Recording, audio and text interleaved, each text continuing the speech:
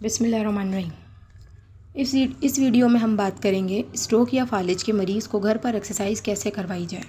अब स्ट्रोक या फालिज के मरीज़ की दो कंडीशन होती हैं, या तो वो बिल्कुल पैरालाइज हो जाता है या फिर चल फिर नहीं सकता, बेड पर लेटा रहता है, या फिर उनके जिस्म का कोई एक हिस्सा वीक हो जाता है जिसकी वजह से वो अपने हाथ पाँव की मूवमेंट नहीं कर सकता। अब इसमें इनको घर पर एक्सरसाइज कैसे करवाई जाए। सबसे पहले इसमें हम बात करेंगे लोअर लिम्ब की, जिसमें आपकी टांगें आ जाती हैं। इसमें सबसे पहले हम देखेंगे फुट की एक्सरसाइज में हम करवाएंगे डॉर्सीफ्लेक्जन और प्लांटर फ्लेक्जन। अब डॉर्सीफ्लेक्जन और प्लांटर फ्लेक्जन करवाने के लिए हम उनके पाँव को पकड़ के अंदर और बाहर की तरफ मूव करेंगे और 10 दफ़ा रिपीट करेंगे। पाँव के बाद हम उनके घुटनों की तरफ आएंगे, नी जॉइंट की तरफ आएंगे। नी जॉइंट में हम उनके नी की फ्लेक्जन और एक्सटेंशन करवाएंगे, यानी टांगों को बंद करेंगे और खोलेंगे। ये भी हम करेंगे 10 दफ़ा। इसके बाद हम बात करेंगे हिप जॉइंट की। इसमें हम उनकी हिप की फ्लेक्जन और एक्सटेंशन करवाएंगे और बात करेंगे हिप जॉइंट की एबडक्शन और एडक्शन की। इसके बाद हम बात करेंगे अपर लिम्ब की एक्सरसाइज की, यानी बाजुओं की,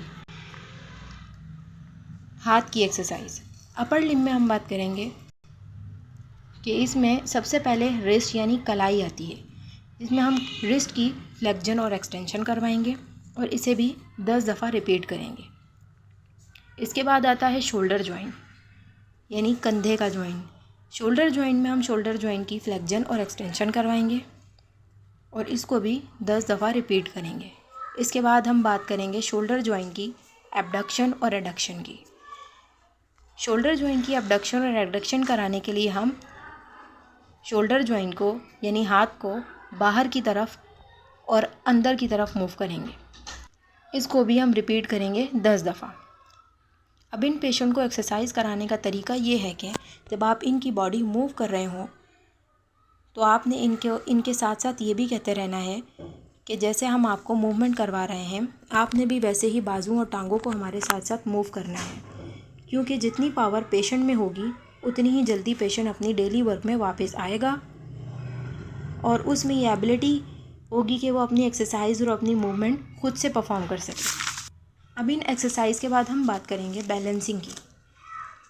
बैलेंसिंग करवाने के लिए बेस्ट एक्सरसाइज है bridging exercise. Bridging exercise perform करने के लिए हम पेशेंट को सीधा यानी सुपाइन पोजीशन में लिटा देंगे। उसके बाद हम उनसे कहेंगे कि आप अपने घुटनों को मोड़ें अंदर की तरफ और कहेंगे कि आप अपनी कमर को ऊपर की तरफ उठाएं। अगर वो खुद से उठा सकते हैं तो ठीक है, नहीं तो आप अपने हाथों की मदद से उनकी कमर को उठाएंगे और फिर होल्ड करेंगे 5 सेकंड के लिए और फिर आहिस्ता आहिस्ता आप उनकी कमर को नीचे की तरफ लाएंगे और ये भी रिपीट करेंगे 5 टाइम।